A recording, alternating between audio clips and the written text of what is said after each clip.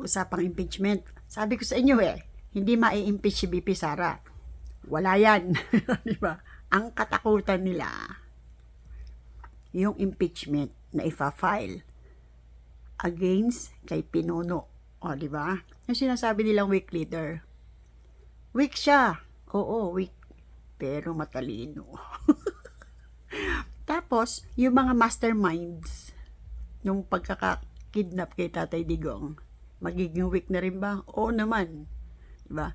Yung mga nanalong senators, itong midterm elections, pabor na pabor kay BP Sara. Tapos, sunod-sunod na yan.